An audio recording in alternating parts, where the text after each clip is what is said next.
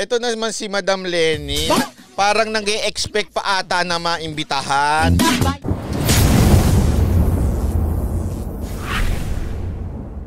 Good day and welcome to Donmar TV News Channel. Mga nagbabagang balita sa buwan ng Hulyo.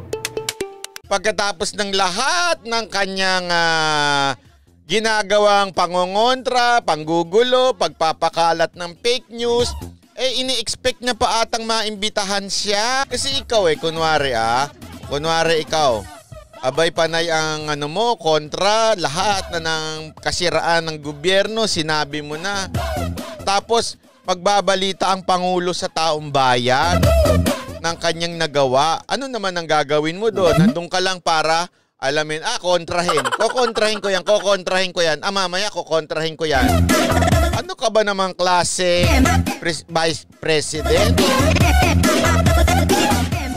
Di ba? Pag-uusapan natin yan, palalawakin pa natin yan. Eto na nga. So, ganito nangyari. Eto si Madam Lenny, alam nyo ba, kaya ako na-late? Ganito kasi yan, ha? Meron ako sasabihin sa inyo bakit ako na-late. Kasi nagulat ako, may nag-email po sa akin. Sabi sa akin, Banat Bay, makakasama mo si Leni Robredo. Sabi sa akin ganon? Nagulat ako. Sabi ko, hindi ako, paano mangyayari yun? Sabi sa akin, makakasama mo si Leni Robredo. Ay, ano kayang gagawin ko pag nakasalubong ko si Madam Leni Robredo? My God.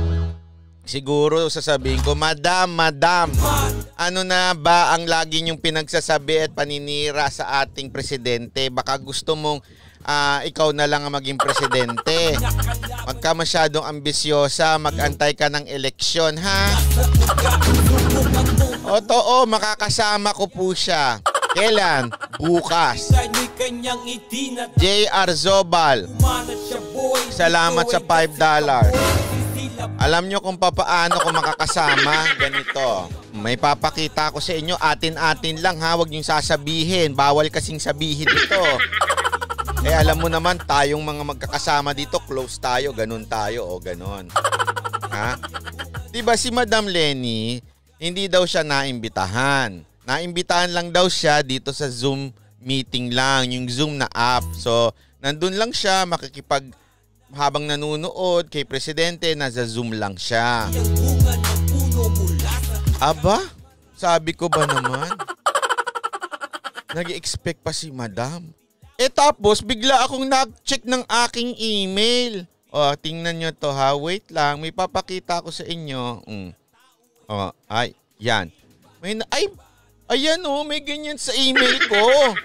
Sabi ko, the 18th Congress requests your presence at the joint session for the State of the Nation address of Rodrigo Roa Duterte, President of the Republic of the Philippines on July 27, bukas yan, at alas 4 at the Plenary Hall, House of Representatives on video conference platform.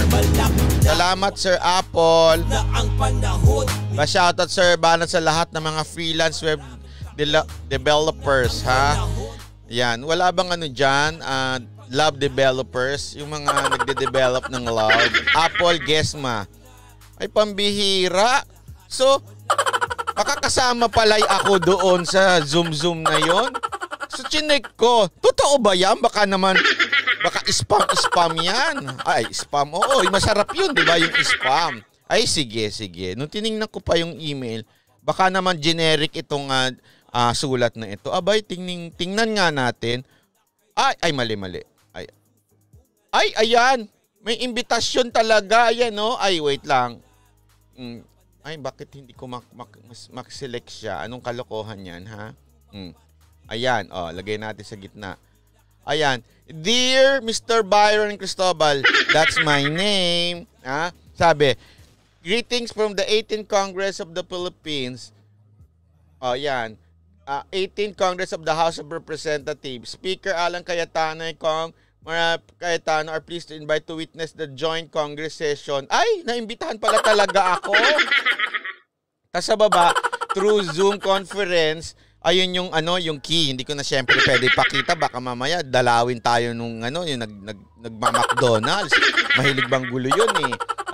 Ayan yung meeting at saka yung passcode. Ay, makikita pala kami ni Madam Lenny doon sa loob ng Zoom. Makikita ko siya dito bukas. Salamat Marilyn Fianco. We are so proud of you. Thank you. Makikita ko pala si Madam Lenny bukas dito via Zoom. Kakausapin ko talaga siya. Magtataas ako ng kamay. Madam, can I ask question? Anong inaasahan nyo sa ating susunod na mga araw? O, di ba? Tatanungin ko siya. Iyong ganon. Iyong. Pwede kaya ako magtaas ng kamay? Your Honor, can I ask question kay Madam Lenny?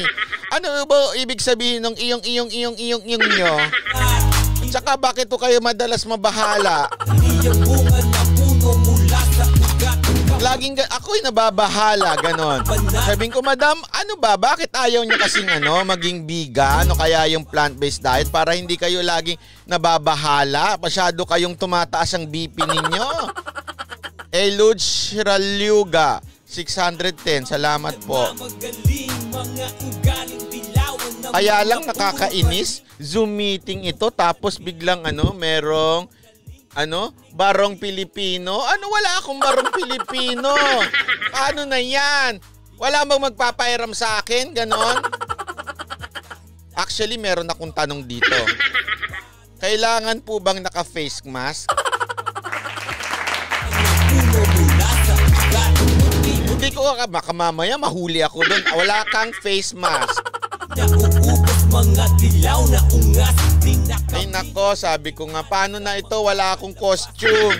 Hindi ako pwede mag-sombrero. Di makikita ako ng taong bayan na hindi naka-sombrero at saka naka-shades. Ang panahon, nilapastangan nyo ang bayan ng marami. Ayoko.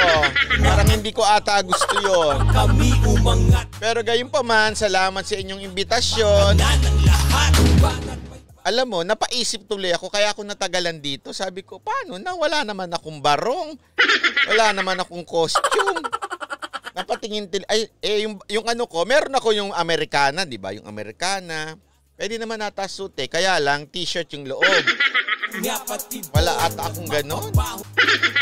Alas 4 na. Wala na akong panahon maghanap ng barong Tagalog. Saan kaya ako hahanap? Magsuot kaya ako nitong kulay green. Dito green to itong aking tela. Iganon ko sa katawan ko. Tapos kukuha na lang ako sa virtual. Bawal nga mag-virtual eh. Paano na itong zoom na ito? Makikita ko talaga si Madam Lenny. Ay naku naman, Madam Lenny Bing Feliciano, 5 Singaporean dollars by watching from Singapore. Pa-shoutout sa anak ko, Miko and Queen Feliciano. They're watching right now. Hello po. Magandang araw po, Miko and Queen Feliciano. Anak ko yan ni Bing Feliciano. Huwag niyo hong susuwayin ang inyong ang inyong magulang. Ang mga sumusuway sa mga magulang, sinusumpa. Huwag kayong tutulad doon sa mga paswail na mga komunista. Yung namumundok na mga anak. Na susulsulan nila yung mga anak nila. Na magrebelde. Huwag kayong maniniwala doon. J. Arzobal, salamat sa $4.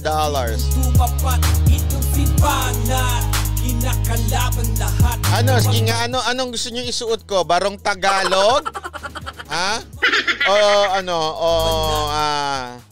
Americana.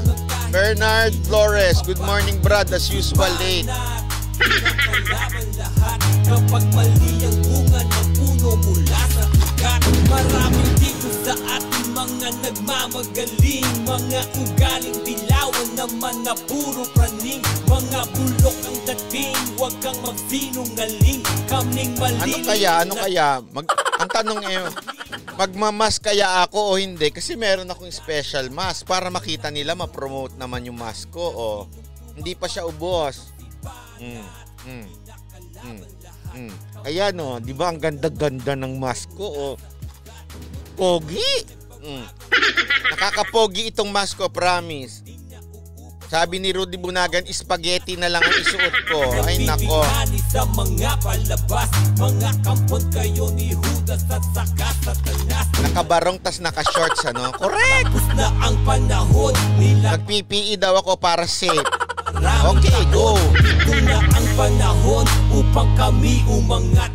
Ipaglalaban Ha? natin ang kapakanan. Sige. Pero paano yun? Di magtatanggal ako ng sombrero. Alam mo, yan ang iniisip ko, kaya ang tagal ko, kaya ako na late. Sabi ko, paano na? Hindi ako nakasombrero? Hindi pwede. Image ko yun. Yung si Angel Locsin, ang image niya kuno, yung pabigay-bigay. Ako, ang image ko nakasombrero. So, paano na yun? Hindi ako magsusombrero? Hindi pwede. Hindi ako papayag. I decline. At di na namin Joke lang. kayo'y isuplong. Isusumbungan lang namin kayo kay Tatay Tigo. Banat bayban. Paano naman kaya yung ko, shades? Siguro naman pwedeng naka-shades. Ha? Ganun talaga ako At kinakalaban lang. Sino kaya makakasama ko doon pag nakita ko ni Madam Lenny? Ayan ba yung banat tay? Yung balasubas? Kasi galit na yung mga taga-ABS sa akin. Sabi nila, ano ba yung banat bay? Napakabastos ng bunganga niyan. Hoy, hindi ako bastos ha. Kayo ha. Pinasisinungalingan ko lang yung pinagsasabi ninyo. Hindi ho ako bastos ha. Wag ho kayong ganyan.